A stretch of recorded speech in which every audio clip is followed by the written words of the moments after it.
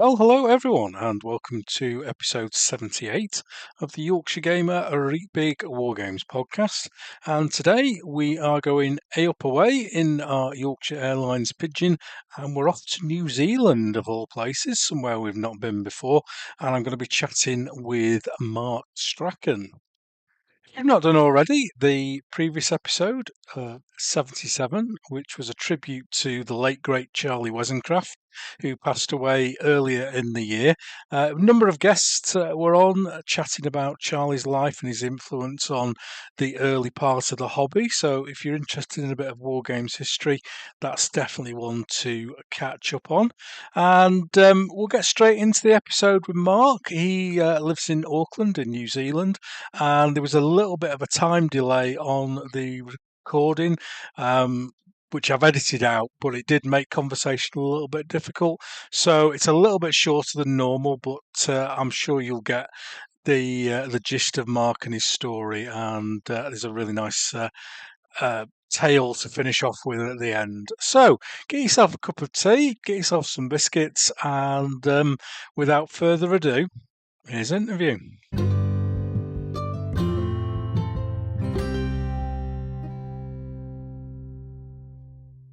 Excellent. Well, welcome once again, everyone, to episode 78 of the Yorkshire Gamer podcast. And it's time to go up and away with Yorkshire Airlines to a place we've never been before. And I don't mean Rochdale. We are off to another place on the other side of the world, which, like Yorkshire, views cricket as a religion rather than a sport. The show has never been to New Zealand before, so we can hopefully learn something about our hobby in that country. Today's guest has been around the wargaming world since the 1960s and has even been involved in the hobby in both professional and personal capacities. A founder of the Auckland's Wargame Club in 1974, would you believe? He's seen it all, and after retirement earlier this year, you might need to sit down for this, ladies and gentlemen, but he's decided he's got enough armies, and he's not going to start another one. So maybe we need to discuss that.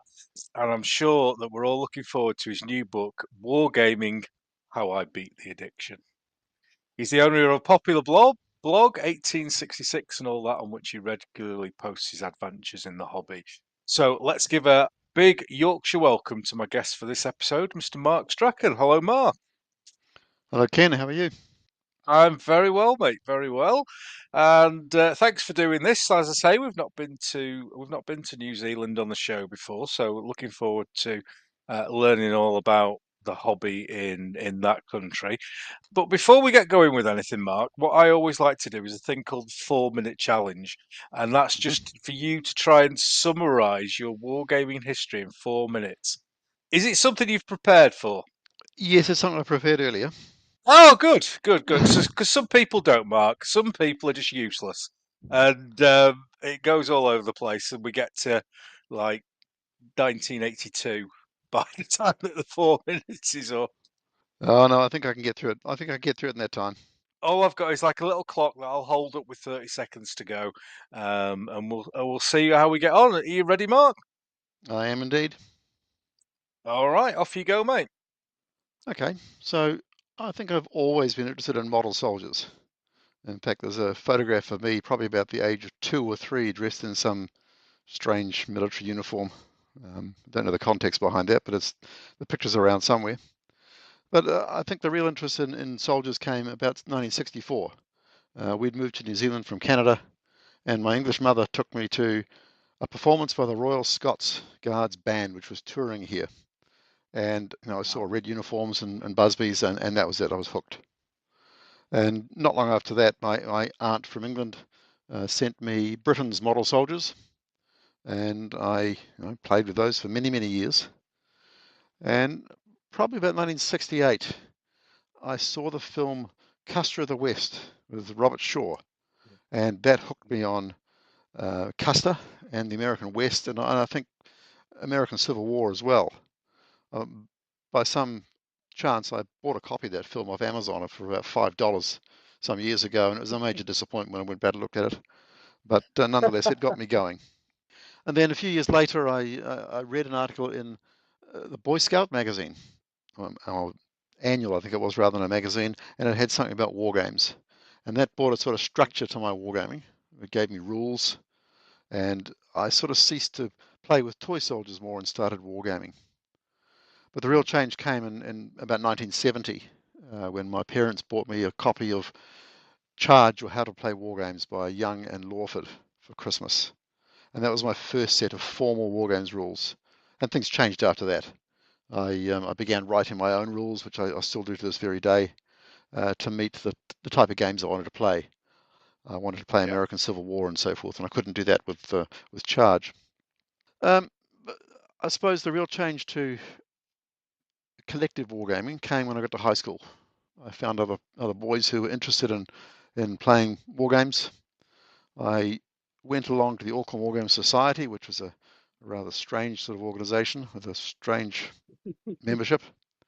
And in the end, we decided not to join that club, and we formed our own club, the Auckland Wargaming Club. And that club still goes today. I was very heavily involved in the club infrastructure and played in competitions, played in inter-club competitions, won a national title once and a few local titles.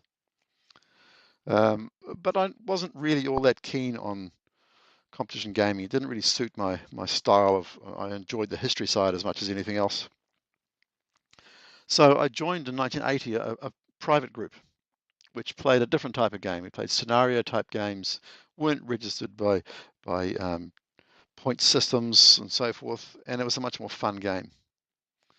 And that lasted till this day. I'm still playing those people today. So what, 50 odd years later, 45 years later.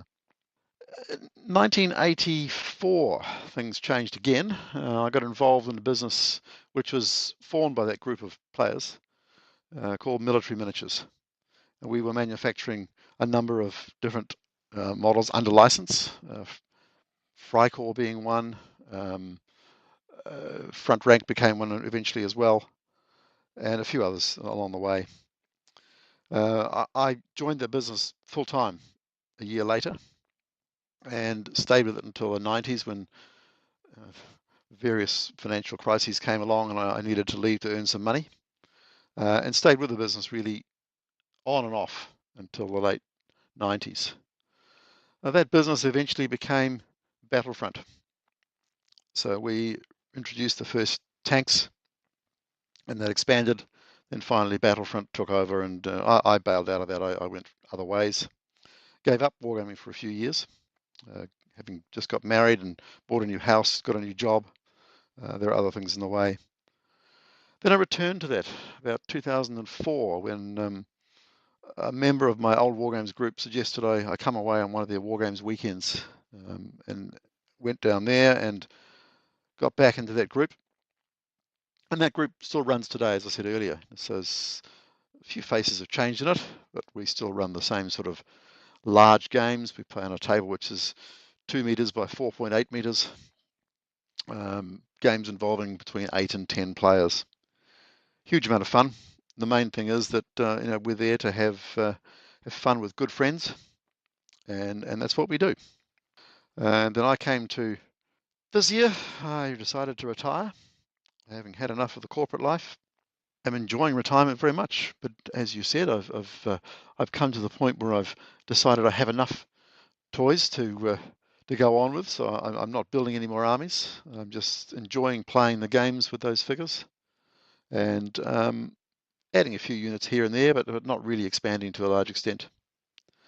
And that's really my 50-year experience in wargaming. Excellent. And what we'll do over the over the coming time is kind of deep dive into that and talk about some of those topics and around that. Did you talked about that first experience with soldiers seeing the Scots Guard band in New Zealand. Had you got any family involved in military? Are you, or did it just come purely from that experience? Yeah, it came from that experience. Both parents had served in the Second World War, and all my father's side, all four siblings had served as well. But war Mm, wasn't a big part of our discussion in the family home. Um, yeah. so my father was a scientist. He didn't dwell on his military. He'd served and he'd done his bit. So was it, you mentioned the film and getting toy soldiers. Were you bought those soldiers, or was it something that you consciously remember going and picking from the toys that were available? No, they came from England. So my aunt in the UK sent them out to me. Um, I suppose they were available here, but in the 60s, those things weren't readily available here. It was a very different sort of country to what it is now. Yeah, there were probably a few specialist stores which stocked them. Don't really recall going to buy any here. They all came as Christmas presents or birthday presents. Yeah, I was going to say the first real experience with, I suppose, buying my own would be when I got to high school, and that would be when I discovered Airfix figures, and that was Oh. the big break. I mean, I remember they cost 50 cents a box. You got 48 figures, and it's the greatest thing on earth. Do you remember the crossover from you mentioned it in your introduction, but do you remember the spark for that crossover from toy soldiers to wargaming? What was it? Was it that book? Was it Charge that changed your life, or how did you get to that point? No, there was actually something before that, about 1970, early 70. Someone, oh, a family friend, gave us a copy of the Illustrated London News, and in there was an article about wargaming. And there was a picture of Donald Featherston and the other bits and pieces, and I remembered that very clearly. That was the thing that gave me the differentiation between playing and war games. And then uh, that Christmas, my parents bought me the Charge, and that was the significant change. Obviously, kind of a revelation then from before that. Had you been rolling marbles at them as a lot of people did, or had it just been a setting them up in like mini dioramas or whatever before you discovered that you could do something differently with them? Well, I did have one of those Britain's Civil War cannons, and it did fire a few shots at them. Oh, they were awesome. Yeah, so there were some things like that, but I think it was just my imagination would run away inventing stories. Did you have a love of history at the same time, as well as the soldiers? Were you into learning about the periods of history that were involved as well? Yeah, I was mad on the Wild West, so I started with that, and then that came, obviously American Civil War fed into that, and Yeah. sort of came down that track. But yes, I got very interested in history and still am today, um, particularly American Civil War history. Um, I have, you can't see behind me at the moment, there's an enormous library of Mm. Civil War books behind me um, in my study, and I still am. I still read probably 3 or 4 dozen books on Civil War every year, and then that expanded into other 19th century periods. Franco Prussian War is a big one for me, um, and then Napoleonics. Is it something that you studied at school, or history, or did you go down a different line academically, and the history has been more of a passion thing? I think that sixth form history here, the subject line was European history, so it was Europe from Napoleon, and that really fascinated me, particularly the Yeah. the 1848 through to 1870, which was covered very heavily in the syllabus, and that really did excite me. Got me very interested in the Franco-Prussian War, the Austro-Prussian War, and so forth. So yeah, there was some sort of uh, light study of history. I didn't pursue it any further because when I left school, I didn't go to university. Yeah, so what is it about those periods that do you think that excites you to the point where, it's your main wargaming area and also your main area of interest? I think the Civil War is the personalities. They're all larger than life, and you don't get that sort of people today. They was, I suppose, it was the time they were born in. It was difficult times, and life was tough, but they were larger than life people, and I think that was a big thing when you're reading about the Civil War, getting into the characters. If you just read the Yeah. superficial stuff on the politics and so forth, it doesn't do much for me. But reading about the people, reading about the Dan Sickles and the people like that who were odd individuals, and then that continued also into the Franco Prussian War. Yeah, that's an interesting one, Mark, because it's not a well gamed or often gamed period here in the UK, and maybe we don't pay that much attention to it. It's got more popular, obviously, recently with the release of the Perry's plastic ranges. People have started to dig into it, but was it again that spark from the study at school that got you into the Franco-Prussian War? Yeah, that and just trying to find the book in front of me. Wargames Campaigns by Donald Featherson. He was very much into it, Yes, yeah. and the book had several campaigns based on that, and that stirred an interest as well. And then when the Foundry bought those figures out in the 80s, uh, we had huge Mm. armies of Franco-Prussian War, which I subsequently sold, rebuilt again, sold again, and now building again in plastics. Oh wow, wow. Yeah, I've seen some of that stuff on your blog that we'll talk about later on. And do you use your own rules for those periods, or is there a commercial set that you go to? Yeah, I've got my own rules, which have been developed in the last probably 30 years, I suppose. Um, and they've sort of distilled down to something which is workable now. And it just suits the type of game we have, which is, as I say, usually 10 to 12 people, or 8 to 10 people more correctly. Um, and sometimes the commercial rules don't really suit that number of people. But rules you write yourself, you can write things in that take account of the personalities of people playing. Do you have a setup at home where all these people meet, or have you got a clubhouse, or do you rent somewhere? Where do you meet to get your war games fix? One of our group has a basement in which he has an enormous table, um, 2 meters Ah, by 4.8. Purpose mm, set up, it's permanent. So every couple of weeks we meet there and play. We've also played in other members' houses as well. I've got a small setup here that I haven't used yet, which one of these days I'll get around to using. Um, but the real problem we have, of course, is that we're all aging, and the yes. person we meet had, he's well into his 80s, and that place will be lost to us at some stage. So we had to sort of start looking at finding where we're going to go sometime in the future. Well, one of the things we did one of the things we started in the 1980s is that we started gaming in the when I started joining the group was 1980, and we gamed at another member's house who again had a very large table under his house, and we had some fabulous games there. And then one night there was a set two. Um, one of the other people there caused a problem, and dear old Jim, who owned the place, said, "That's it. I'm not playing anymore." So he basically shut the Yeah, place down, and we were compelled to play in other people's houses, which wasn't suitable. And also, we lost contact with our very good friend.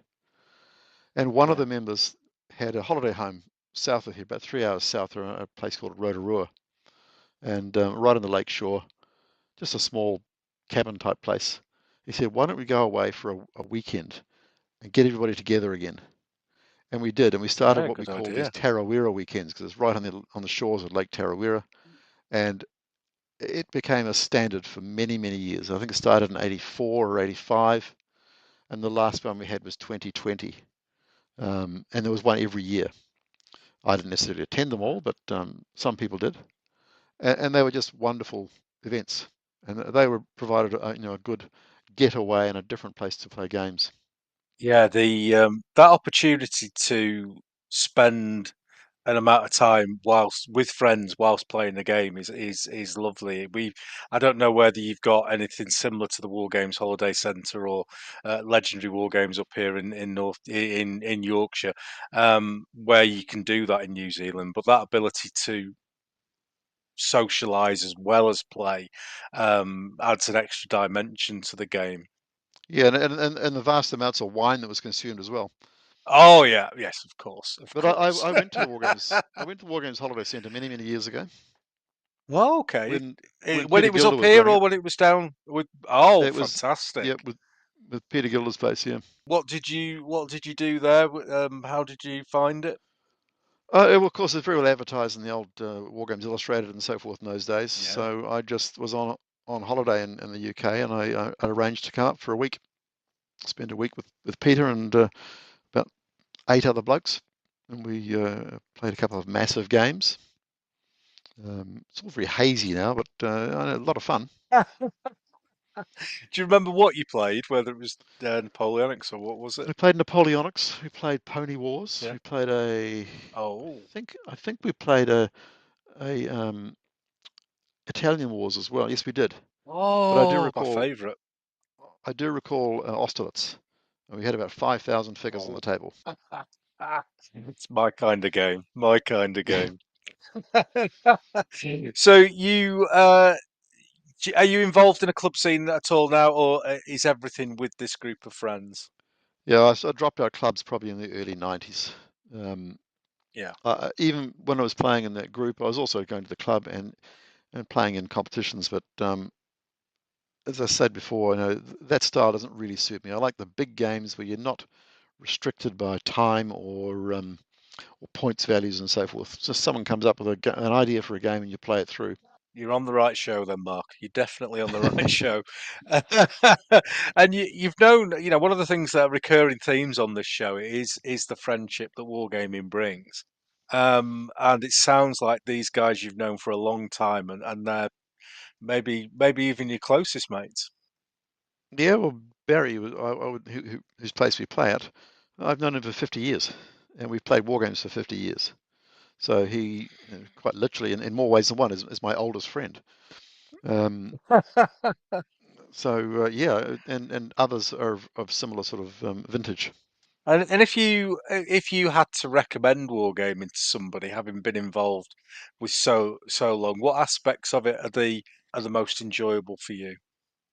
For me, it is that social side of it. Um, Yeah. a game is a game. There are bad games, and there are good games, obviously, but it's the social side, and being able to rib someone about something during a game, um, rub them up the wrong way deliberately. But generally speaking, in our games, what goes on the table stays on the table. Yeah. Exactly. Exactly. And you have recently retired, Mark, after a long career, if I remember correctly, with Air New Yep. Zealand, I think it was. Um, Yeah, I started off in the stationery trade. all right, okay. I started off there. Straight out of school, I became in the wholesale stationery trade, and then after that, I got into the Wargames business, and then finally, I left to join Air New Zealand. How are you finding retirement? I mean, I don't think it's been that long. Is it a number of months? Yeah, I retired in January. I haven't run out of things to do yet, so it's a good sign. Excellent. I'm hoping to be retired in November, so I'm always checking in with people who've recently retired to make sure that they've not got fed up yet. I strongly recommend it. And I mean, it's an obvious question, but how do you think it has and will affect the wargaming side of life? It's I'm playing a few more games because we're playing a few weekday games. So normally our games are played Yeah. on a Sunday. Playing every couple of weeks or maybe 3 weeks on a Wednesday, which gives me an extra game. So the number of games have increased. Um, I'm working on some other projects at the moment, which are sort of war games related, but not gaming related. So it's making buildings and so forth. Yeah, yeah, I saw that on your blog. We will. I've got that a note to talk about that a little bit later on. Right. Um, yeah, it's it's interesting to see how much time, how supportive is your partner, your wife, with wargaming. Oh, Is she absolutely. quite glad that is she quite glad that you just bugger off into a room and don't bother her? Yeah, although we tend to paint in a communal room, so it's I'm still able to watch television with her while I'm doing my hobby. Oh, right, um, okay. I was gonna and say, I so was gonna forth. say, So have you got a setup? I do have a study, which is, if you could see it now, it's Yeah. absolute chaos. Um, and needs to be seriously tidied up. But no, we have individual spaces we work in, different hobbies, Hmm. but we also come together. Well, the kind of at the end of the introduction for everyone, I do something called the Venn diagram of wargaming, which is just really a like a self-diagnosis, if you like, of how the hobby is with yourself. And I've broken it down into painter, collector, historian, and wargamer. And I just wondered if you could take us through where you fit in each one of those categories and how they all fit together for your, wargaming life. Ironically, I've just assessed that under Jonathan Freitag's thing from Pelus Wargames blog. I don't know if you know All Jonathan's right, I've not blog. seen. I know his blog. I've not seen. I've not seen he's copied my idea. But go on. He did that based out of the annual Wargames thing that Soldiers and Fortune do. Wasn't it Soldiers and Fortune? No, Soldiers and Uh, Strategy do. yeah, WSS. Yeah, Yeah. yeah, So where do I sit? Um, I do a lot of painting, or have in the past. Um, I've cut back, as you mentioned before. My painting skill is probably, I think out of 5 is probably sitting with about 3.5. I'm not a brilliant painter, but I'm not a poor painter. I yeah, go for overall effect rather than individual perfection. In terms of history, it's very highly rated. I would rate that as a 5 out of 5. yeah. Um, Model making would also be up in that sort of 5. It's the thing that gives me the most satisfaction, I think. Um, Actual gaming, yeah, it would have to be up in the 4s. It's not the most important thing though. It's that social thing is far Yeah. more important than the game itself. So does that match your Venn diagram, or am I missing one more? We've painter. We've done collector was the one that we're missing. Collector, I've got a few. Um, I think I think I have 20,000 at the moment. Good lad. You see, So that, because I didn't know how many I had until somebody asked me, and I had to go around counting them. So you've got a reasonable idea of the I have a volume of spreadsheet stuff. actually. I have a Oh, spreadsheet. Let's just see if I can open. excellent. Oh, I keep I used to have a database, but I lost access to my database. So yeah, what's the current count? Let's have a look. Current count is 16,828 foot figures, 2,448 mounted, 300 guns, and 199 pieces of equipment. So just on 20,000 pieces. ooh, excellent, excellent. And is that mostly what we spoke about earlier on, the Franco Prussian, the ACW, and then the NAPs? Yeah, I've also got American Revolution, Crimean Oh, War, a AWI, very yeah, big, yeah, big Crimean War, Carlist Wars, yeah. a small amount of ECW, where Napoleonics is the biggest collection of all, a Great Paraguayan War, Russia-Japanese War, Samurai. I did a Samurai game, and the spatterings of other things like War of Spanish Succession, World War One, War of the Roses, and a small amount of World War Two. But that's the bulk of it. So when you kind of get together with these friends of yours to put games on, does everyone contribute figures, or are the main suppliers within the group? It tends to be a bit of both. So if Yeah. for the less popular periods, you'll find that the someone has collected both sides, like myself. Others have done the same, but generally speaking, for American Civil War, Napoleonics, AWI, English Civil War, everybody's got a bit, and they provide their Russian division or whatever for the game itself. So there was just a couple of bits that I just wanted to talk about from the Venn diagram. Painting. You mentioned painting, and that you know it's something that you do. Are you are you a quick painter, or are you kind of glacial in your Oh no, I'm quick. output? I'm quick. I do Oh my yeah, right. typical evening for me would be 6 figures a night.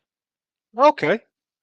And do you dedicate? I think I read in your blog that you try and dedicate a couple of hours each night to get stuff Yeah, done. between 2 and 3. So after dinner, 2 or 3 hours. The moment with the winter weather, it's probably a bit more in the afternoons as well. But Yeah. yep, try to do 2 to 3 hours a night or a day rather. Yeah. Do you find so you're pushing out maybe a unit or two a week then? Would you say that was about right? Yeah, depending whether I'm doing an 18-figure unit or a 24-figure. Yeah. So that's fairly decent. Fairly decent. cracking through them, as we'd say up here. Yeah, it's probably a bit slower than I did in the 80s. I remember doing a unit of 28 figures in a day, Wow, but that that's was, proper. yeah, I was a bit younger then. I had better eyesight. I think we're all getting to that point, Mark. And you mentioned modelling as well. Do you model outside of the hobby? Do you make No, stuff? no, no, no, I don't. Um, no, No. you don't. Everything is dedicated towards a game purpose. Yep, and often I've made buildings for a specific game. So it's not like you don't randomly go off and make a model of a phantom jet or anything like that. No, no, no, no. No worries at all, mate. Well, what we'll do is we'll take a quick break there. That's a nice introduction for the audience about yourself, Mark. And we'll be back in a second, everyone. And we're just going to talk a little bit about wargaming in New Zealand.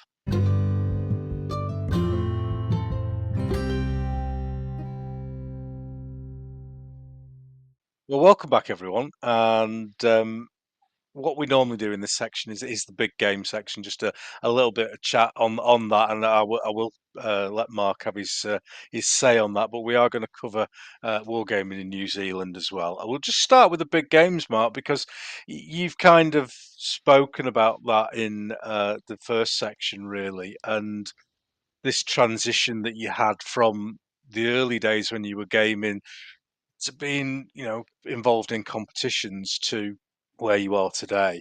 And what have you found the advantages of playing in these bigger multiplayer games? It's the camaraderie as much as anything else. But also, Mm, I think we in the early 80s we played games which were more would stimulate your intellect a bit better. So you could think about mm, how you had to achieve things on a table, and you had a big table to maneuver on, um, as opposed to a 6x4 table for a competition, and you're lining up and going straight for the other guy. Those bigger games, you have to think more, and I think that yeah, that makes it for me. I just don't like a game where you simply line up and roll dice. yeah. You could literally play checkers or backgammon or something, couldn't you, with that sort of thing? And do the rules that you mentioned that you develop your own rules, and do the rules that you play involve what they call friction these days, or do you allow the interaction between the players to show that command and control problems? Yeah, we tend to prefer the friction to be internal, and you can play against people's personalities. You know that Yeah, one player is going to be a bit slower than the others, so you put him in a role where perhaps eh, he's more central, and that makes him more yeah. problematic, or you can put him on the edge where he's not particularly problematic. So Mm. it comes down to your scenarios to what you actually want the game to be, and half the battle is the scenario. A good game is made by a good scenario and understanding the players. Do you have people in your group who kind of thrive on that organisation of the scenario to Yeah, to probably make it me. good for everyone? Yeah, it's probably you, is Probably, it? yeah. And there are a couple of others But as yeah, well. There's one other person in particular who's very good at writing scenarios, but he doesn't do it very often. I think you get that in all groups, Mark, and I'm sure over your years you have people who maybe like to provide the figures. You have others peoples who maybe just want to turn up and play. Yet there is, thankfully, usually one or two people in a group who have that drive to put the scenario together. And is that something that you enjoy, the actual preparation process?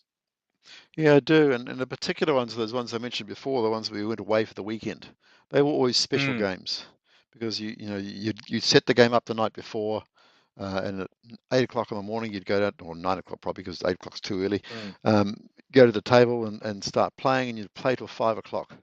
And the game had to be written, or the scenario had to be written quite specially to last that length of time. And you had to write it so that everybody was on the table within, I don't know, 2 hours, or else people start to drift off and get bored. So yeah. there's quite a bit of mechanics to creating the right game and making a successful game. Um, just again matching the roles to the people involved. Yeah, it's definitely an art form. It's definitely an art form. And do you, um, I'm trying not to make it sound like a dirty thing, but do you do a bit of skirmish gaming on the side, or is it all big gaming? Some do the skirmish gaming. I'm not a fan of skirmish gaming.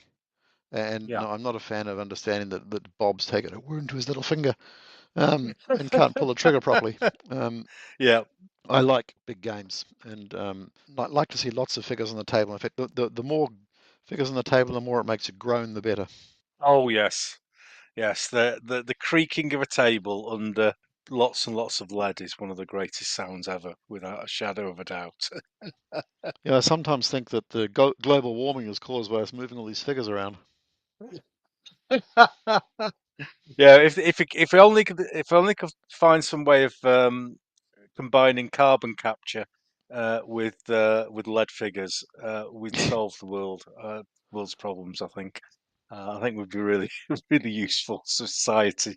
Uh, so we'll just move on then and just talk a little bit about wargaming in New Zealand, which is again something that we like to do on this show when we visit a country that we've not been to before.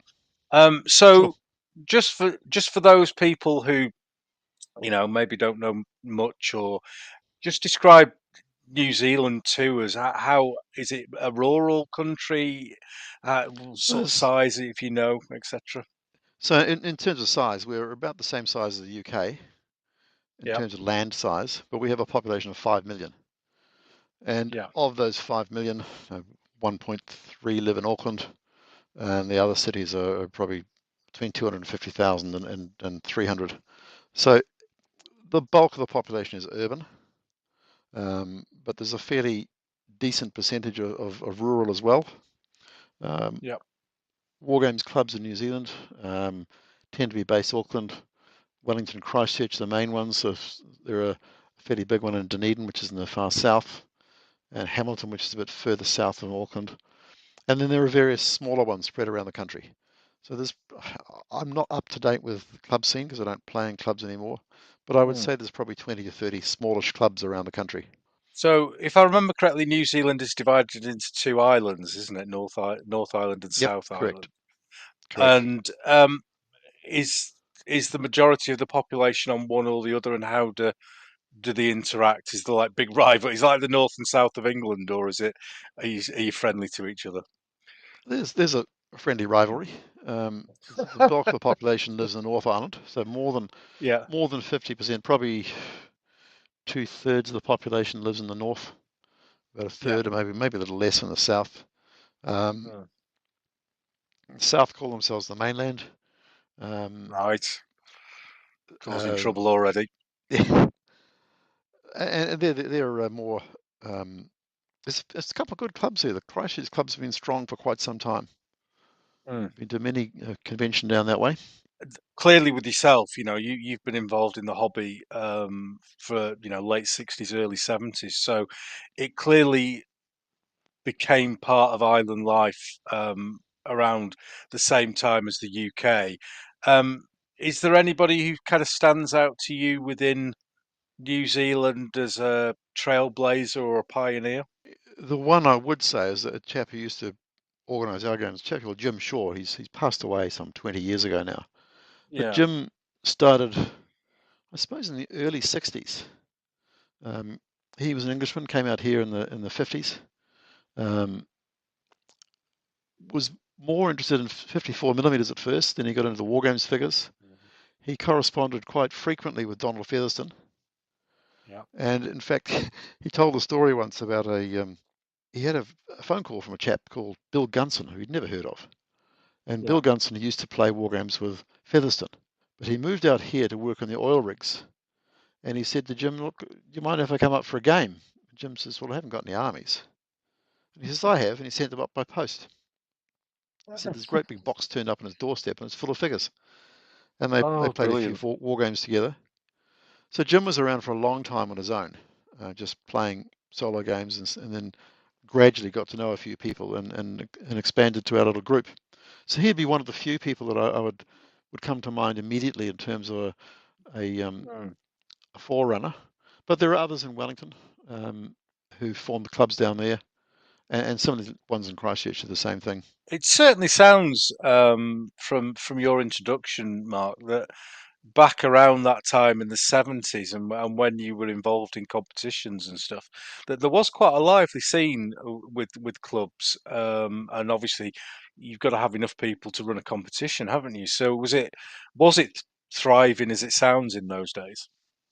Yeah, from about the first national convention was held in 1975.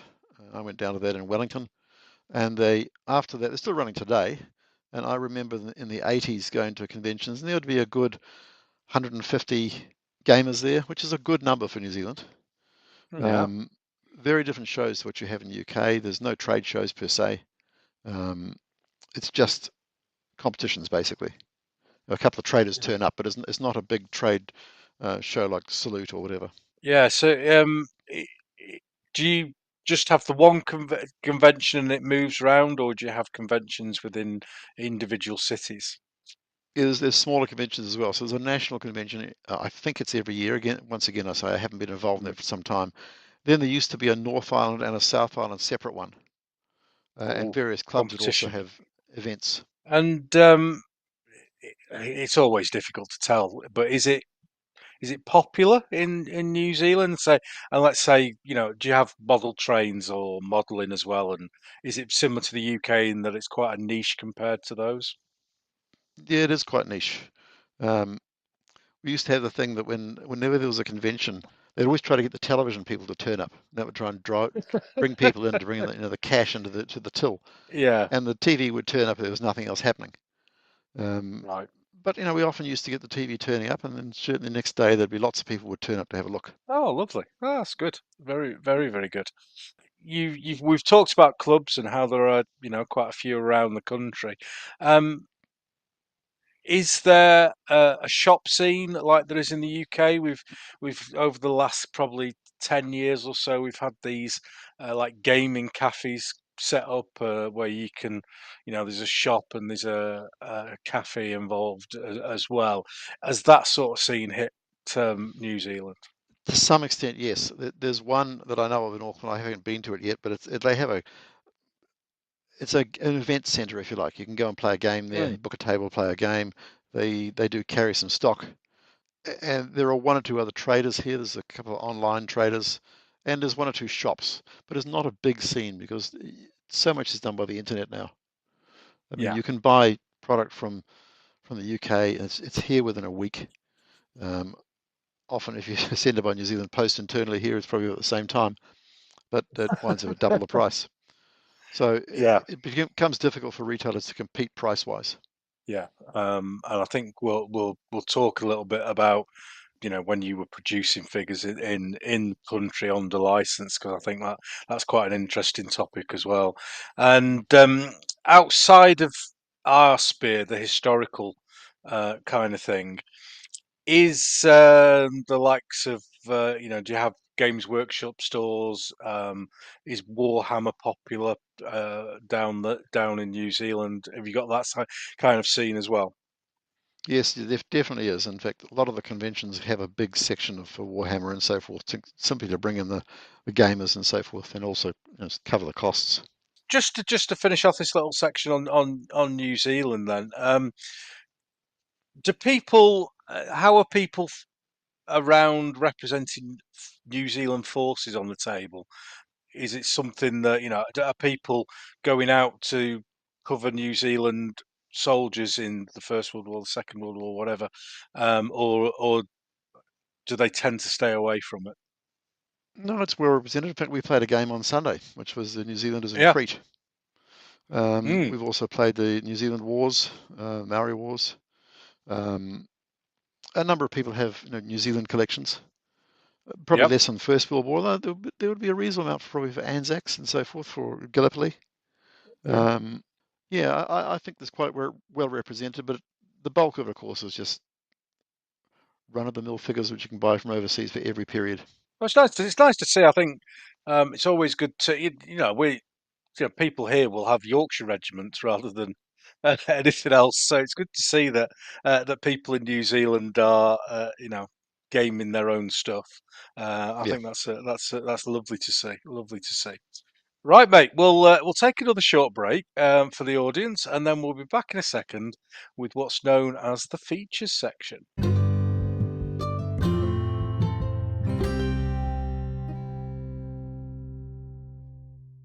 Right, ladies and gentlemen, we're back for the features section, and we're going to start with the Yorkshire Gamer quiz.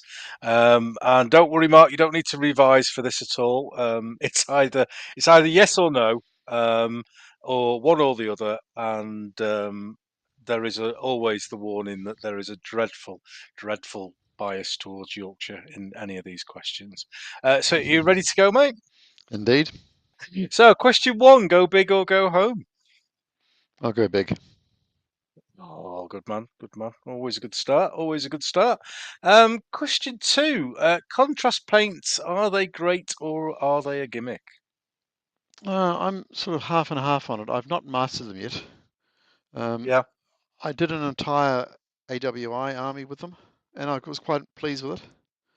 But I'm quite a lazy painter, and um, to me, when you have to undercoat in a light color as opposed to a dark color, it's much yeah, your mistakes show up much more. With the black undercoat, you can conceal your errors. It covers a multitude of sins. So I tend to use them for highlights and so forth these days. I use it on yeah, faces. I put a flesh toner on and put one of the contrast colors over top to give depth. But that's about as far yeah, as I go. yeah. No worries, no worries. Now I'm not sure how this. There's a few that I'm not sure how they'll translate. So this is about paintbrushes, and whether you would choose Winsor and Newton, which are really posh and really expensive, or Pro Art, which again regional bias are made in Skipton in Yorkshire. I go for the lower cost. I'm really hard Yep. on brushes, and I damage them very quickly, and so $7 brush is quite adequate for me. Do you know why that is, Mark? Do you know why you're a paintbrush killer? Is there a particular I think technique because I or paint so many figures in a short period of time. I use a lot of right? dry brushing too, which is harsh on figures. Yeah, it's some people. I think washes are particularly bad for brushes. I'm not sure because I've not really used contrast paints because, like you, I've got a black undercoat. I don't really know how they affect paintbrushes, but like the army painter washes and stuff are really dreadful for brushes. Yes, they can clag at the top of the brush. Yeah, it's not good, not good at all. So question four. Uh, we have 96 figures. Would you consider that to be an army or a unit of pike? More than a unit, but certainly not an army. I would say an army would be a minimum of 500 figures minimum. Oh, oh, we're talking we're talking right. They said that we're on the same sheet there, Mark. We're definitely on the same hymn sheet there, young man. So, question five: 6x4 table. Would you say that was a big game or a small game? Tiny game. Tiny. Oh, excellent, excellent. Question six: do you prefer? I think I know the answer to this already, but do you prefer a points-based army or an historical order of battle? Historical order of battle or a historical-ish order of battle. Yeah, yeah. Realistic, would you say that would be kind of where you go for? Yeah, yeah, I think that's Yeah, correct. yeah. So if it's not, Typical order of probably typical is a better term. yeah. Oh, I like that. I like that. That's good. Question seven. Uh, when you're painting, do you use a wet palette or an old bit of MDF to mix your paints? Neither. I use an old tile. Old tile. No, that's good enough. That's good enough. But has it had seen years of service? It has, and it's caked with paint which gets peeled off every so often and caked up again. That's what we like to see. I've got some. I use an old bit of MDF for one of the circle bases, and that now has it's probably got 3 or 4 millimeter of paint on it. So it's now like a 5 millimeter MDF because it's got so much paint on it. It's much better, I find. Um, So question 8. When you're undercoating figures, do you go black or white? Black always. Well, not always. I have used the white. I have used the white, but as I say, it's that you can't be slack with the white. Do you do horses with a black undercoat as well? Yep. Yeah, definitely. Yeah. Oh, right, excellent, excellent. Right, another one that may or may not translate. So, question 9. You're offered a hot drink. Would you like Yorkshire tea or dirty mucky coffee? Coffee. Oh, is it a coffee? Is New Zealand a coffee country? It's a mixture, but tea is like drinking grass clippings to me. Ah, are you good enough to have tea hot, or are you like the Americans and do this iced tea thing? No, I don't drink tea at all, so that's the problem. And I don't mind cold coffee, but it's only when it's gone cold when I have just haven't had time to finish it. Oh, you don't go to Starbucks and have that frappe Oh, yeah, or iced whatever coffee, it no, is no, it's cold. a bit ridiculous. No, no, excellent. That would, yeah, not good, not good. War games units. Question 10. Do you like the figures tightly packed in together, or do you like them socially distanced? It depends on the period. So for Napoleonics, I like them to be as close as possible. So I would put a base of 6 figures on a 45 mil frontage with 2 deep. So there's what 15 Yep, mils per figure. But yeah. for something like Russo-Japanese War, I'll use a 50 mil base with 3 figures on it to represent the broader, the wider gaps between figures. But when you've got that shoulder to shoulder thing, as you would have in the Napoleonics, you like the figures to look that. It seems to be, to me anyway, it seems to be that figures are just getting wider and wider apart. Yeah, I like them to be as near as possible to shoulder to shoulder. Excellent. That's what we like to see. That's what we like to see. We're doing well. We are on question 11 of 20. Would you prefer a 2-hour club game or a weekend monster game? Weekend monster with good friends. Oh, excellent. A perfect weekend.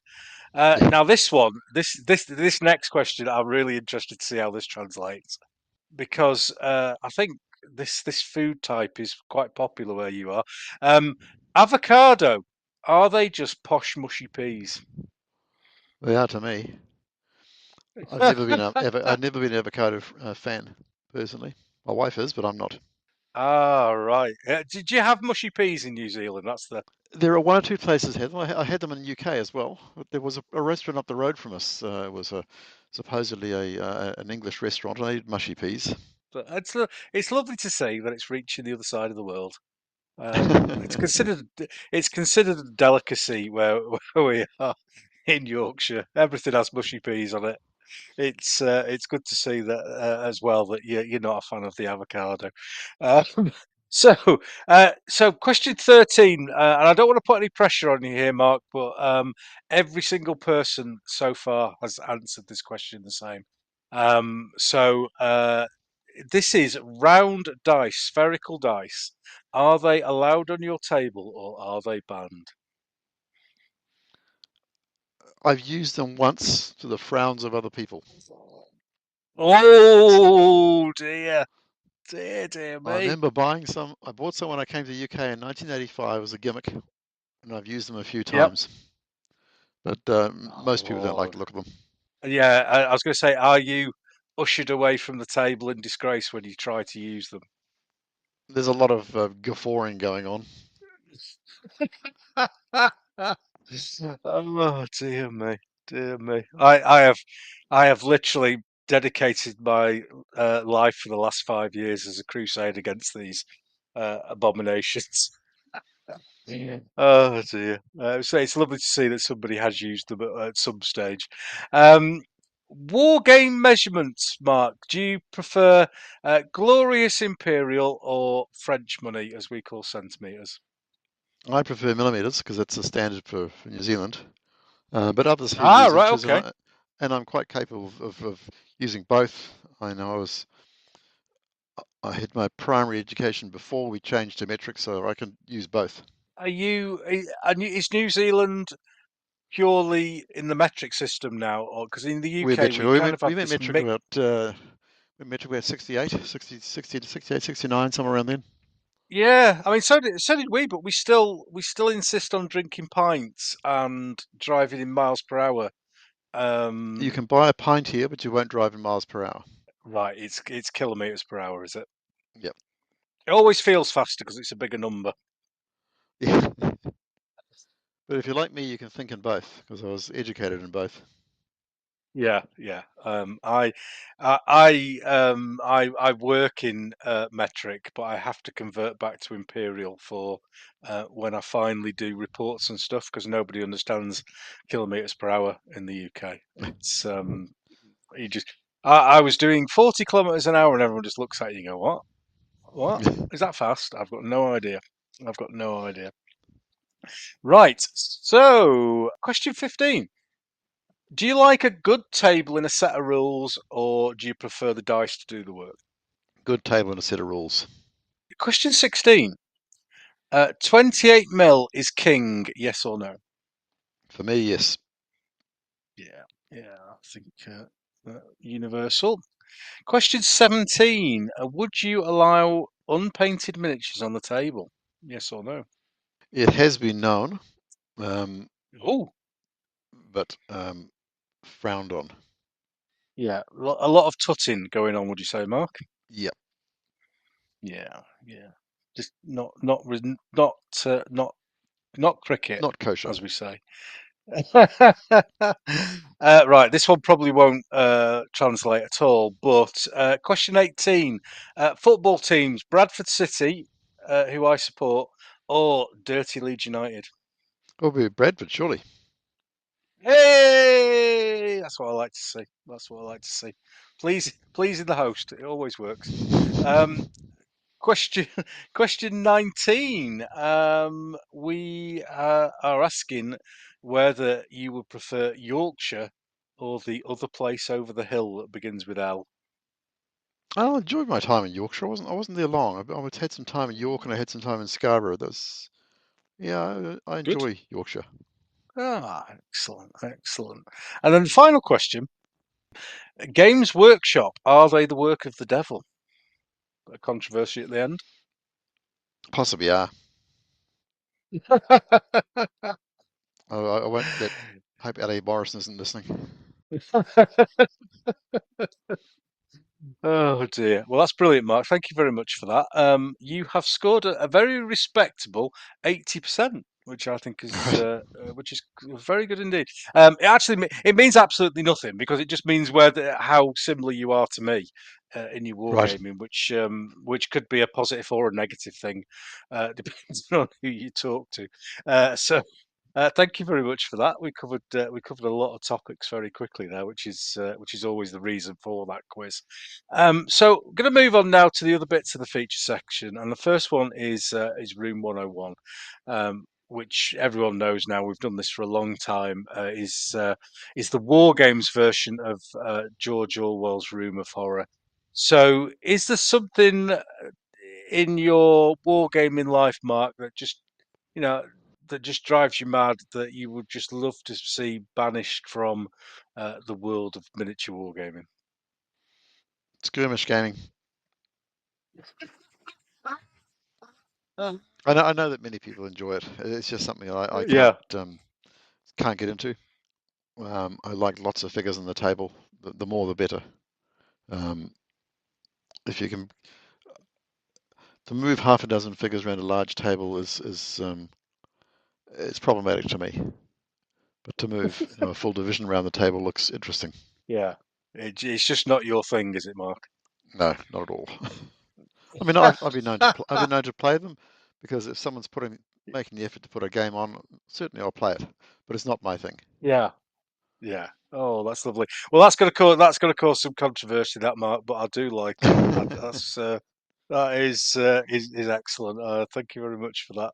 And you're not going to get any pushback from me on that whatsoever. So thank you. It's probably cool. It's probably saved me. It's probably saved me some trouble by me not bring, but by me not mentioning it. But there we go. Right. And then the final little bit of this section, Mark, is the Desert Island War game, which is. Do you have Desert Island discs in New Zealand? No, we don't. I'm aware of what it is, Yeah. but Yeah. Ah, right. Okay. So it's for other listeners. It's a radio show on Radio 4 in the UK, where a guest takes a number of items to a desert island, and the first one that we asked for on our particular desert island is a desert island war game, and it can be any size, it can be any shape. It doesn't even have to be a tabletop war game. Is the one thing that you would like to take and savor for your time on the island? that's an interesting one. Would have to be a Franco Prussian game of some sort. Probably a division of Bavarians versus some French. Yeah. How do you find, we didn't really talk about it earlier on, but how do you find Franco Prussian War? I mean, obviously you enjoy it because of um, you've played it for a long time, but how do you find it to game with the large power of, the large firepower and things like the Prussian artillery that just seems to wipe everything the second that it moves into away from cover? Yeah, that is a problem, and the French don't often win. Um, but that's, I think, part of the challenge to set up a scenario where they have a chance. Right.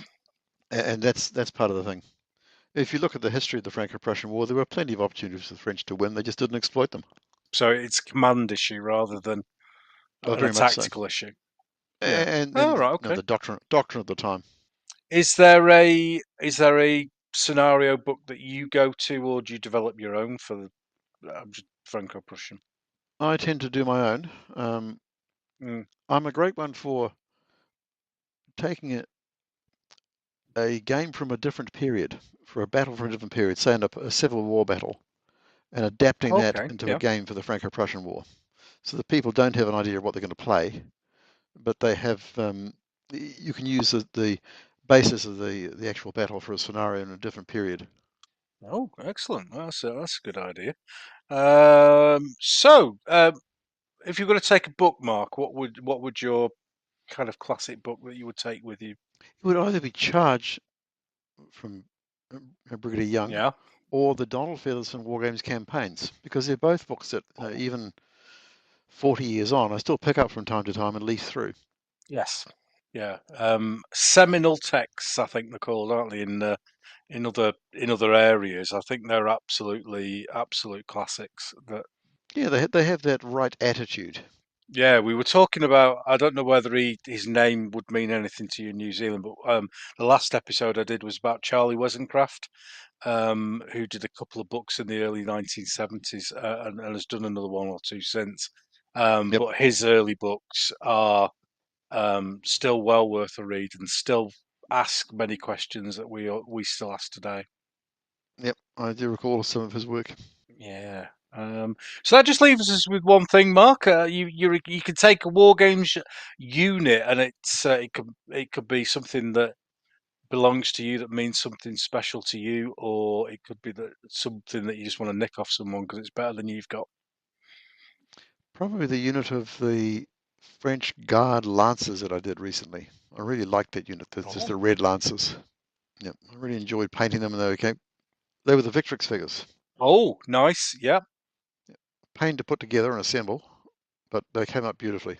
Um, did you find that you could fit them on the base? Because I always find that Victrix horses have massive arses, and you can Yeah, I use a they're deep really base, hard to so get.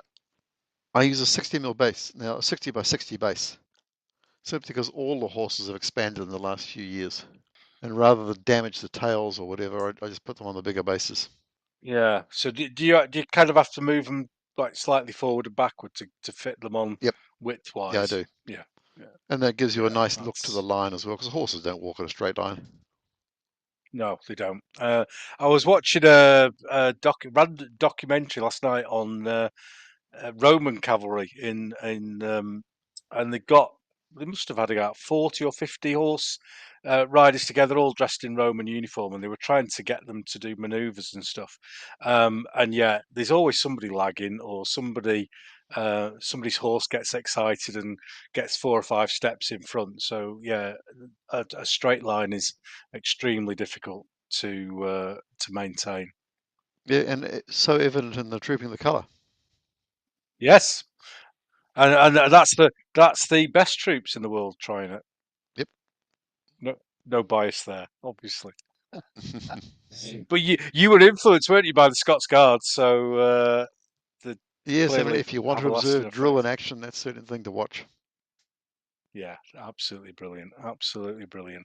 Well, that's the end of the features section, which is lovely, and we'll just move on now to our final part where we're going to talk with Mark in depth about a couple of topics.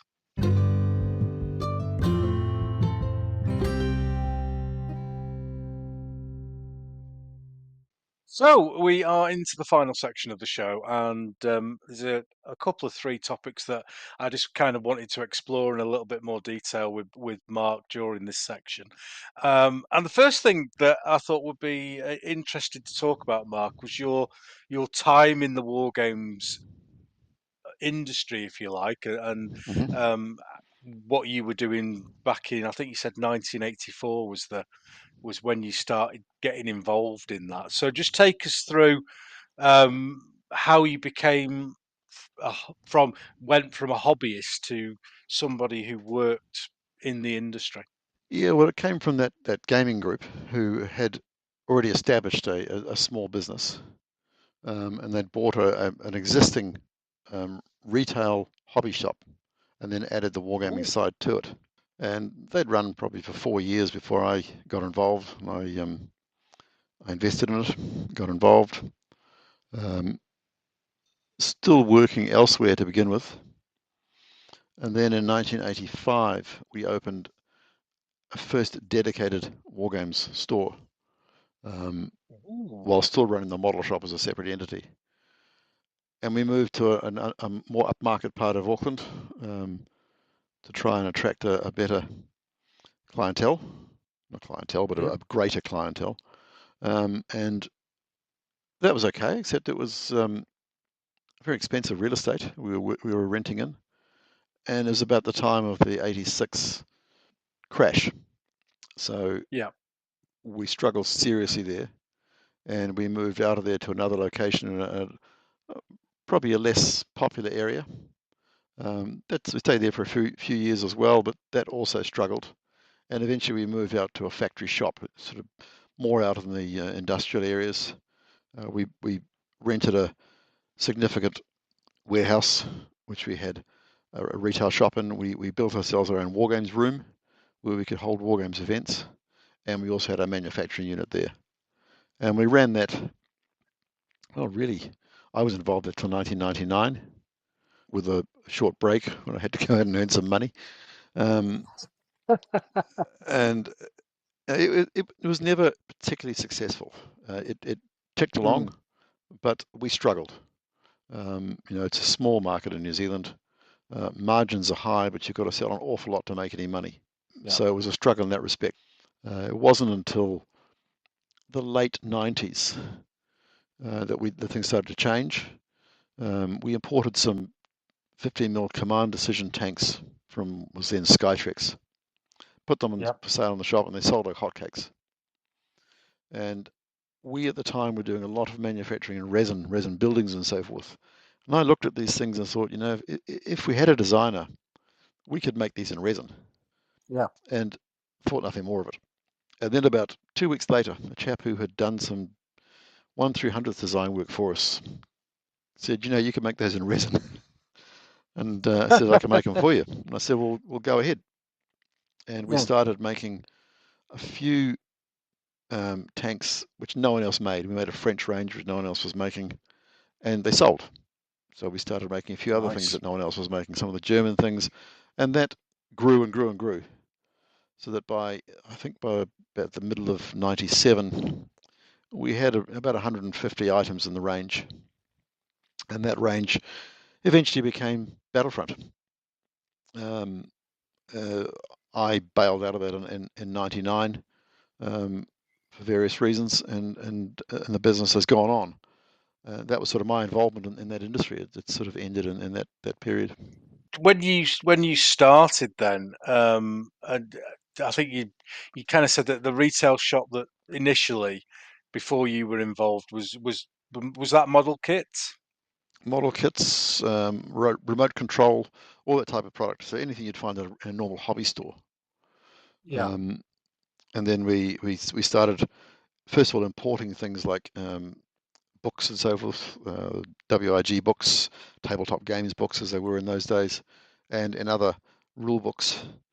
And then eventually picked up a few licenses and started manufacturing. For example, we manufactured a range called Advanced Guard Miniatures, which are now long gone. But they're a Mm. small Scottish company that produced some 15 mils. And then we picked up Frycore. Ran Frycore for quite a few years. Front rank. Front rank was a key thing for us. We also Oh developed our yeah, own classic ranges. We role. had our own range of Napoleonics. We did a range of New Zealand wars, um, and a medieval range. It was we had it designed for us by a chap called Dave Alsop, who then went on to form his own company, Hotspur Miniatures, Yep. and he took those figures back from us, and then we started manufacturing all the Hotspur product until such time as Dave wound up Hotspur, went to work for Old Glory, and then unfortunately was killed in a motor vehicle accident. Oh Um, no. and so we had quite a few ranges we were producing. I think we ran about 600 molds, so it was a significant manufacturing unit. Yeah. So just I mean, it's a while ago now, obviously, but back then, let's just take you get involved with, let's say, front rank, and you want to produce the figures over in New Zealand. How does that work? Do they send you masters and you make molds, or do you import the molds? I'm just interested in how the process would work. Correct. They provided masters, and then we drew the molds from those, and then we paid a license on them. And did you have? I mean, obviously you must have done, but did you go outside for those mold making skills, or did you have somebody in house who could do that? No, we learned to make them ourselves, Oh, there's a and skill. yeah, Uh, there was a learning curve, and we became quite skilled at it in the end. And this is the days before YouTube when you can just type in how do you make a mold. Yeah, we bought a product from an American company. His name escapes me now, but they had a very good book on how to make molds, and we just followed that. Oh right, And yeah. you know, trial and error, we made a few mistakes, but on the whole, we did a pretty good job. And what sort of percentage of the figures that you sold were made by yourself under license or your own product? Did you import as well to sell? We did some, but importing is very expensive. Um, Yeah. General rule of thumb, it's 3 times the UK price by the time you pay Wow. freight and any duty that's involved. So you very quickly kill any margin you could make there, and people can buy them cheaper themselves if you're doing that. But if you're manufacturing locally, you're not paying that freight, and Yeah. you can compete. Oh. And was your business then primarily, I mean, retail, or was the mail order? So how did it work with the mail order side as well? And did you export from where you were? We did both mail order and retail. So we had a bricks and mortar store, and people could come in and buy product. But by far the Mm, bulk of it was by mail order. We did a little bit to Australia as mail order, but not big because the reality is it's just as quick and as easy to get stuff from the UK into Australia as it is from New Zealand. right, And right. price wise, around about the same also. But we had rights to produce. We had rights to produce for Australia. Yeah, good. And then you kind of have this big 15 mil World War Two tank suddenly go boom. Yep. Was there any planning behind that, or did it just happen? It was relatively organic. So what actually happened to Mm, make a boom was we had these product. We had a good product range up and running. And it was the very early days of the internet. And one Yeah. of the people we knew posted on a chat that we had these figures. And Ah. someone in the States rang me out of the blue and said, "Oh, we're holding a convention up here. Would you like to come up and show your product?" So I did. I went Oh, to right. Washington State and took a small amount of stock with me, and things started to take off from there. And a few years later, the merger with some other companies that formed Battlefront, it really expanded from there. Now they've gone from strength to strength, uh, not with me as a part of it, but Yeah. that was the very early beginnings of it. It was just a casual conversation between a couple of people. Someone said, "I could make those for you," and I said, "Go ahead," and that's how it started. Yeah. And how did you find, again, this is a question I've asked other people who've been involved in the hobby as a business. How did you find it affected your hobby? Did it enthuse you to play more games, or were you just fed up with it when the shop closed? That's it. Initially, you get very enthused, and we used to run Wargames weekends. We had a lot of fun, but towards the end, it did become a drag. You're working 7 days a week, and Yeah. um, and it gets tough, and you're not earning huge amounts of money either. So Yeah. that's what drove it down for me. I had to change. I got married and bought a house and so forth, so I needed to change things, and that's why I moved on. I got into aviation publishing. Yeah, but do you look back on it as a positive experience? I do. I mean, there's elements of it I absolutely loved, and elements Yeah. which became a drag. I mean, it did destroy some of my joy of gaming to some extent, Hmm. but that's been reinvigorated since. Oh, that's wonderful to hear. That's wonderful to hear. And as part of your gaming experience, then you have run the 1866 and all that blog for quite a period of time now. Is it what, 13, Yeah, 14 it's years? yeah. Well, I started 2013. Yeah, 12 years. Yeah. So it's just take us through then, Mark, about how you started putting stuff down on a blog. What was the kind of trigger to get you to do that?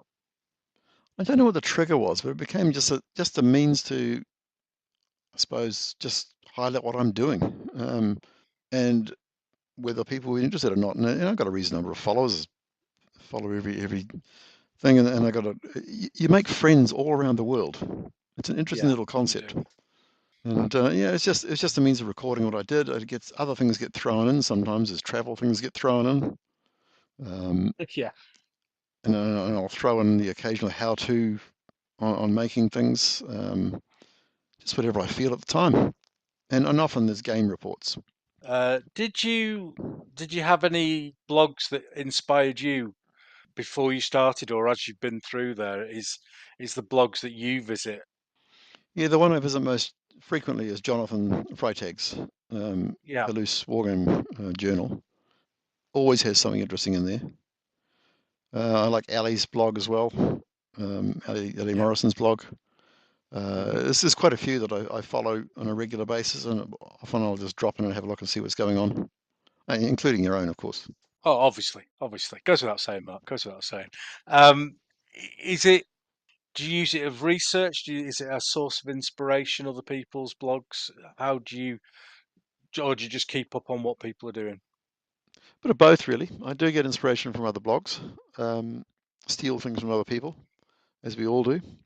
Oh, yeah. But also, it's sometimes it's an outlet to write. I Mm. One particular one I'm particularly proud of was one I wrote sometime last year, might have been the year before actually. I just finished the Franco Prussian cavalry, and as I was writing it, I was thinking of von Bredow's Death Ride, and I Mm. started to read up on it and found that there actually wasn't a lot written on it. So I dug out all my books and I found I could write quite a bit on it. And so it was quite an interesting little article I wrote uh, as a blog post, and I really enjoyed that. I suppose it feeds my desire for historical research, I suppose. Yeah, no. Have you submitted articles for magazines or thought about writing? You've done your own rules, for example. Have you thought about publishing, or have you published something of your own? Well, I published many, many years ago. I published a set of rules. It went nowhere, to be honest. And I've got no real desire to publish those. I have got an article which I'm writing at the moment for Wargames Strategies and Soldiers, or Soldiers and Strategies. Yeah, Um, yeah, that's in preparation now, and hopefully we'll finish it this week. But now that I got retired, I've got a bit more time to do this stuff. yeah, yeah, yeah. Because you do post quite regularly, don't you, on the blog? Yeah, I try to get at least 8 a month. Doesn't always work Yeah. that way, but I try to get that many. And what inspires you in terms of topics? Is it literally what you're doing at that moment in time? Yep, it is really what I just finished, what I'm working on. I'm doing these model buildings at the moment. Quite pleased with the results that's coming out of there. Yeah. So tell us a bit about that. So are you? I think you're selling some. Is that right? Yeah, it goes back to the fact that I'm not painting as many figures as I used to. In fact, I'm Mm, painting very few, and I sort of found myself at a loss of what to do in the evening. And I yeah. know I could watch television, but I get very fidgety and I don't sit still for very long. And if I read a book, I fall asleep after 3 pages. Yeah. So I wanted something to do in the evening, and I've always enjoyed making buildings. And I made some for a friend recently. He wanted some winter buildings for East Front, and Yes. Yes. I made those, and they came out really well. So I thought, well, why don't I just make some, and put them up for sale, and see if they sell. If they do, I don't want to make a lot of money out of this, but I want to Yeah. do something to fill my evenings in. Will pay for itself, and maybe buy me a few bottles of wine. So Uh-huh. I started off with, I thought, well, what I'll do is I'll make 4 buildings, and if they sell, I'll make another 4, and just keep a stock Yeah. up. So in the end, actually, I wound up making 7 buildings, thinking that I'd have enough time to make some more if I sold a couple, and someone bought the lot. Ah. So now now I'm sitting around making more. Again, they're not going to make me a lot of money, Yeah. and I've made them in such a way that it is economic to send them overseas, and the postage out of here is quite horrendous. But I'm not charging a huge amount for the base product. Yeah. So, but it fills in my time in the evening. I get the intellectual stimulation of actually doing something, keep my hands busy, keep the brain busy as much as anything else. And that's the whole purpose behind it. It's no great money making scheme. It's just something to do. Because there was an interesting thing that I read when I was just going through your blog about putting snow on the winter buildings and how you hadn't had much personal experience of snow. No, well, I was born in Canada, so I came from a snowy country. But I Yeah, was only 5 years old when we left, so I don't remember it too much. Um, and we don't get much snow in Auckland here. Um, my 30 odd years or 40 years here, we've had one snowfall, and it was literally a couple of drops, which right. melted immediately. I've skied and so forth further down there and been in snow on the South Island, but we get very little here. Yeah, it was quite amusing how you were saying how you got very little experience of how snow actually works and looks on buildings Yeah, from where you I are mean, in Auckland. I recall going through Canada in the mid 70s, visiting family and seeing the Christmas time and seeing the really heavy snow in the Rockies. Snow Yeah, that I remember seeing one house that had actually dug out around the windows. Um, my word. but that wasn't the type of snow I was doing in this particular one. No, no. So when you're writing up like a battle report, I've seen quite a few of those on your blog. Are you trying to present it in a way that somebody could recreate it, or are you just doing a report? Which style do you like to do? I prefer the ones where you provide the whole scenario, but those are usually ones that I've created. So if it's someone else's scenario, I'm just reporting it, and often my memory of what's happening at the other end of the table is very, very weak. So I'll often Yep. just post a lot of pictures on the blog and have a very brief description. But if it's one that I've done, I'll present the whole scenario and give the whole background to it. So if you were going to somebody else's blog, what are the key points that you would like in a battle report that you can then recreate? What are the things that you like to see? I'd like to see a map, so some sort of map of the terrain, so I can get a feel for it. Um, Yeah, essential. Yeah. my own ones these days are pretty rough sketch maps, but I do try to put a map in when I put a report out. Um, but yeah, and orders of battle as well. And do you? I mean, a lot of people when they do scenarios, they'll um, battle specific rules or events around the battle. Is that something that you like to include? Sometimes you got to be careful because sometimes the events are just so artificial they don't have a place. Yeah. Um, Mm. uh, some people create scenarios which are just over rehearsed, and that tends to fall down. My theory behind it is you set the scenario up and you let it run. You got no control once it starts, and just let it run. Um, Yeah. sometimes you have things like reinforcements arriving, and things like that. But on the whole, you just let you just got to let people play the game. Yeah. Very true. Very true. Um, Pictures? Do you use a camera, or do you use your It, phone, or how do you take these pictures? days is the iPhone. Um, Yep. I I have a nice little app on there called Camera app, which is not the standard iPhone app, but Camera Plus I think it's called, which allows me to do Yeah. macros and so forth as well. Oh, Um, nice. I do have an SLR camera, and I have done those for some of the presentations, but that takes a lot of setting up. Do you find now? I use a camera professionally at work, and I find that my phone does just as good a job with less messing about setting it up. Yeah, often the iPhone, it's got some interesting capabilities in terms of adjusting your exposure and so forth on the go, Yeah. and it often picks up better light than the other regular camera does. It's I it's find that it's as well. I find that as well with mine. Yeah, they've done Yeah. great work on it. The only negative is this little tiny lens. Yeah. But then your camera would, then your phone would be massive, wouldn't it? If you had Yeah, a bigger lens. yeah. I mean, we've got all the lenses because we've done things when we've travelled. We've taken big lenses and so forth with us. We've got all those, but Yeah. they take a long time to set up when you've got to set up a special table to use them. Yeah, yeah, it's definitely an improvement with the modern phone. The speed is just amazing. And have you ever thought of expanding beyond the blog, Mark, with YouTube or anything else along those lines, or are you happy where you are? I have thought of it. Now that I have a bit more time, I might be able to. One of the things I Mm. did not too long ago, in fact, it was just in January. I ran a sort of how would you describe it? A narrative campaign, and I really Mm. enjoyed doing that. And that would really suit something on YouTube, and I may look at something like that in the future. Was that Mr. Henry Bonhomme? Yes, Henri Bonhomme, the Adventures of Henri Bonhomme. So tell us a little bit about Henri and his adventures, because it was over 6 or 7 pieces, I think, if I remember correctly, in the blog. Something like that.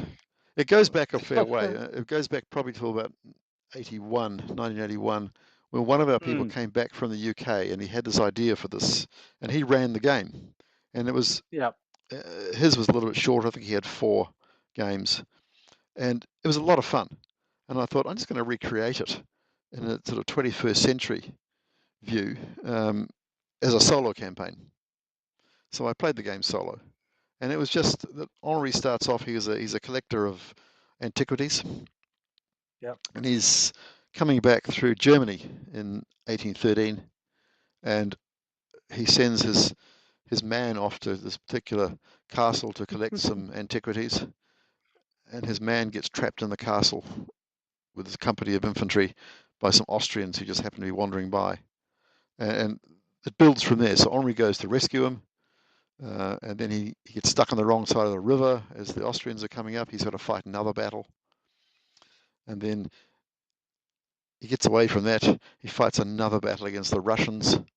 And it slowly builds up to Leipzig. And it just gets bigger and bigger. And from a writer's perspective, you can start to throw in all sorts of things. Like you can develop the characters. There was Henri Bonhomme, but there was also Boris Nokarov, the Russian, and so forth. And you can throw all these Yeah. sort of puerile things in there just to have a bit of fun. And it becomes a writing thing as much as anything else. You enjoy the writing of it as much as the actual game. And there might be a few more of those come up on the blog at some point in the future. Yeah, it was fun. It was fun, and I always try and do a bit of research before I do these things, and I quite enjoyed Henri Bonhomme as I was going through them. So I thought we'd cover him on there.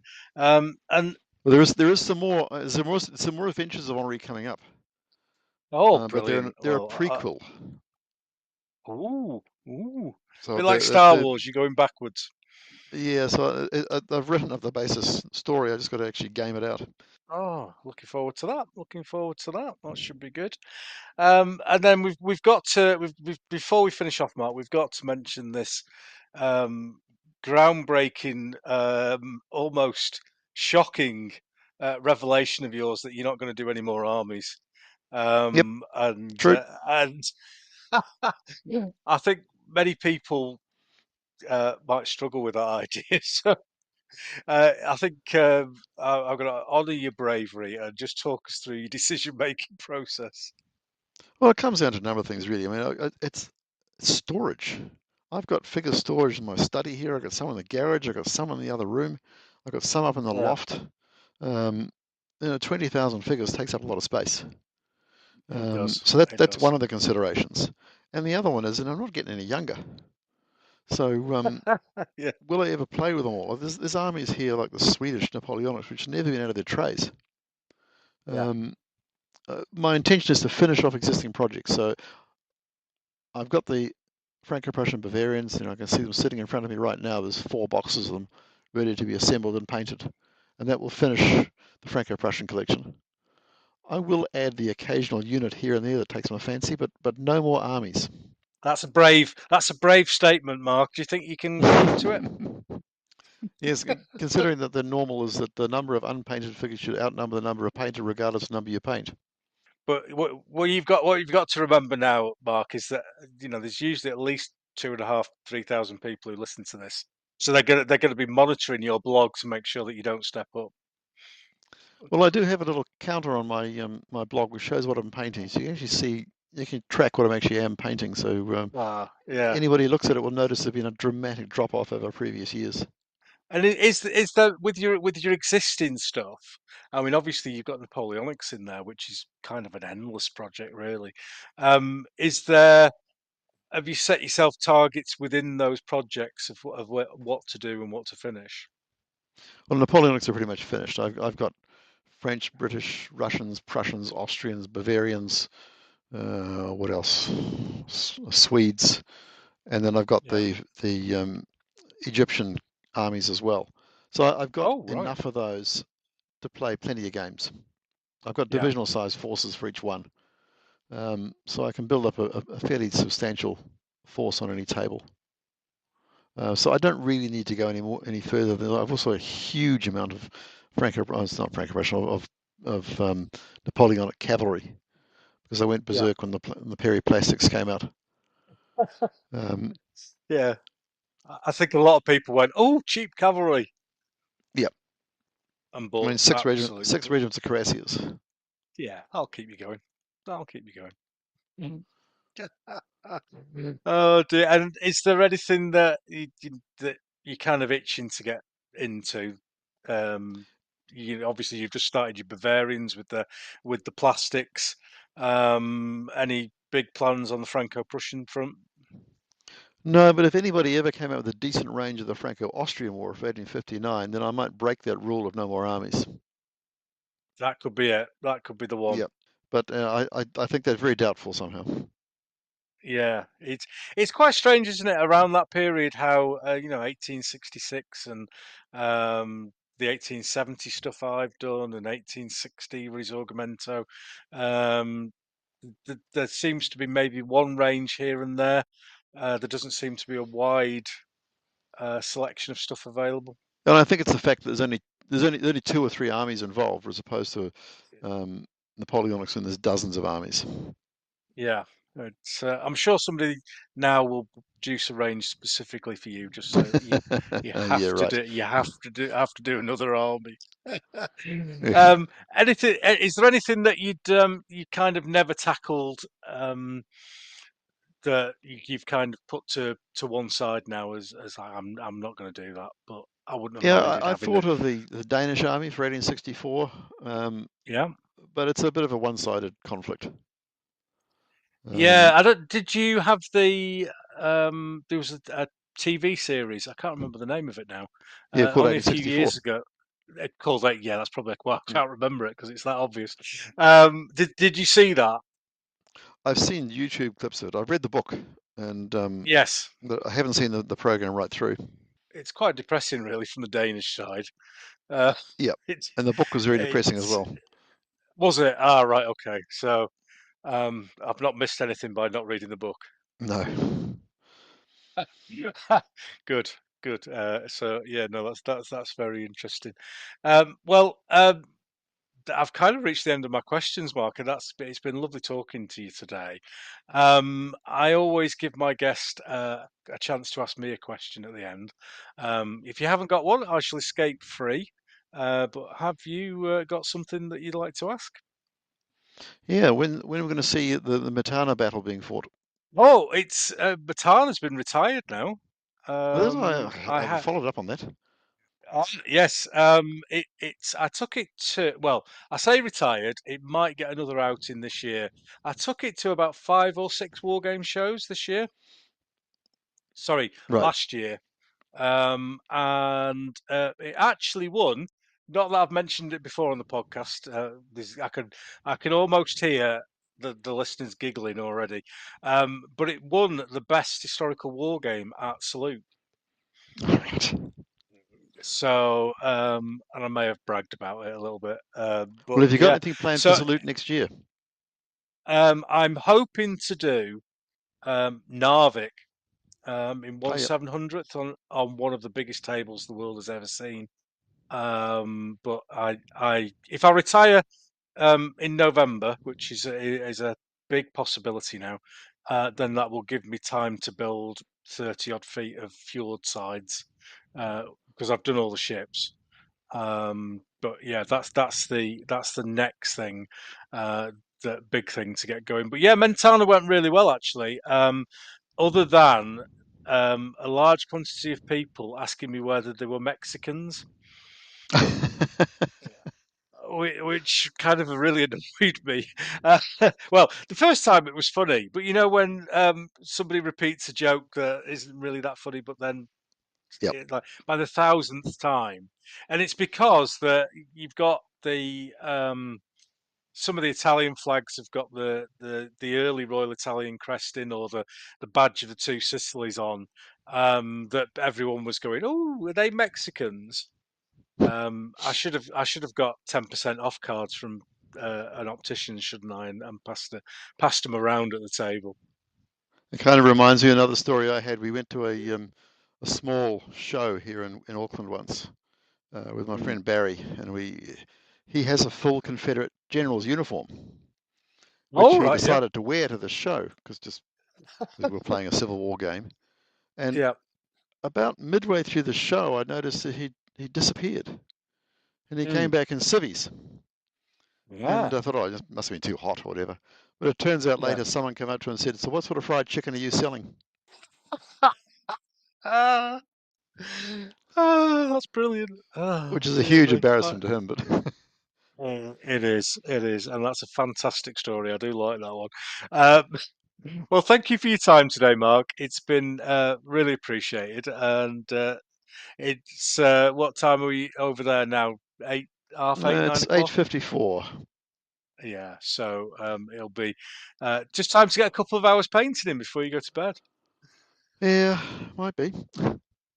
What I will say is, though, I might actually see your Narvik game next year because we're planning a trip to UK in April. So the plan is to try and get to Salute.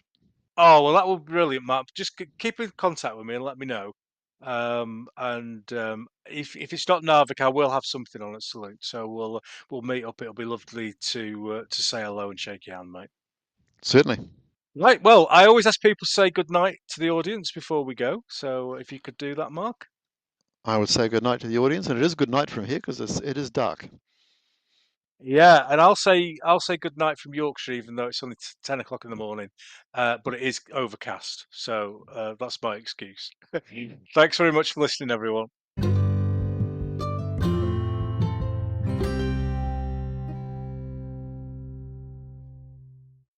Well, there we go. I hope you enjoyed that little trip to New Zealand, a little shorter than normal, but I think we got all the bases covered there with Mark.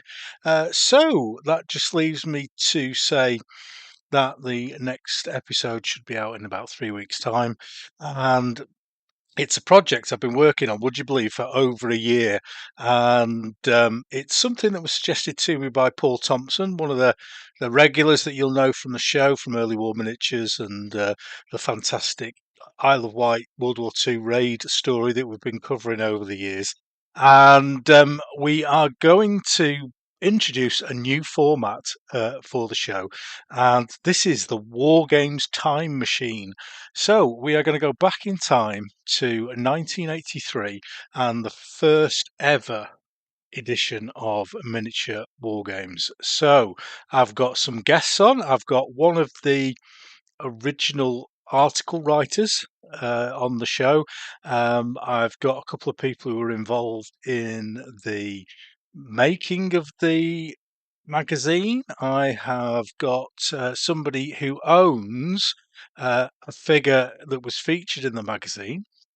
And a chat with my old friend, or an old friend who I was wargaming with in 1983, about one of the articles in the magazine. So it's going to be a bit of uh, a mix of various voices that you're going to hear, and I really hope you enjoy it because I've put a hell of a lot of work into it. And there's a couple of bits that I need to get recorded and put together before it comes out. But if you enjoy the format, then I'm going to do a few more in the future. I've got a couple planned already. So I shall see you in a few weeks' time when we should be going back in time. Until then, Sithee.